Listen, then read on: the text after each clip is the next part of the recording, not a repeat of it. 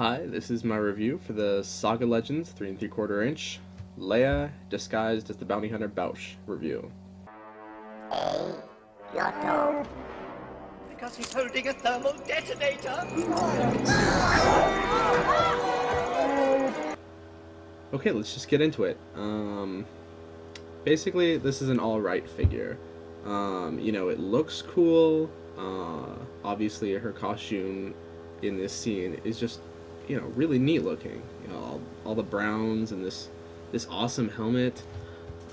So that's reflected in the figure, that it looks really good. Even the face sculpt. Oh boy, I don't know if you can see that well.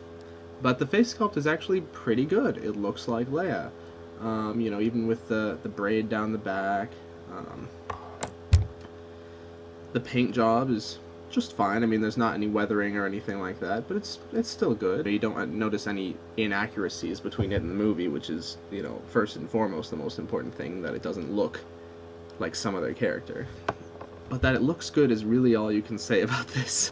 Although, in most Saga Legends action figures, you get your ball-jointed elbows. In Leia, you don't. It's actually a swivel elbow, and it's really poorly made at that. This thing pops off way too easily, even to the point where it comes off when you really don't want it to, or even just try to pose it. It'll pop off on its own. The hands feel flimsy too. Basically, the whole forearm just feels flimsy and cheap. The knees are ball jointed just like you'd like them. You have your swivel hips, although it's impeded a little bit by the skirt here. No joint whatsoever in the ankle. So yeah, it's pretty lacking in its articulation, which it could really use, because since this is such a petite figure, here I'll show you next to a pretty standard size Kit Fisto, you can tell that Leia is a lot smaller. And next to, the mighty Chewbacca, she's very petite. So anyways, you're gonna have to be using those peg holes a lot to keep her standing, or maybe using this staff that she comes with. Although it's not going to provide a lot of support, because as you can see, it's pretty flimsy. It's just cheap plastic, very bendy. I'd be worried about this breaking even if you let little kids play with it.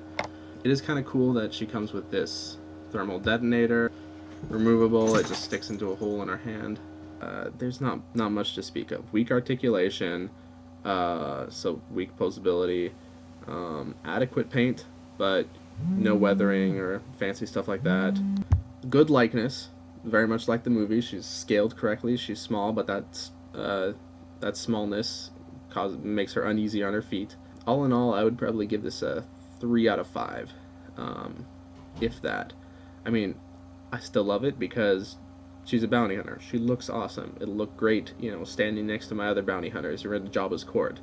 But that doesn't justify it. The figure's still weak.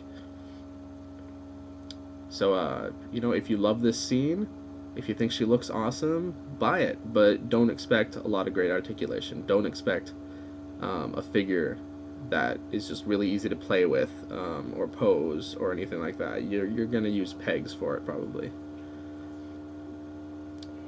Alright, thanks.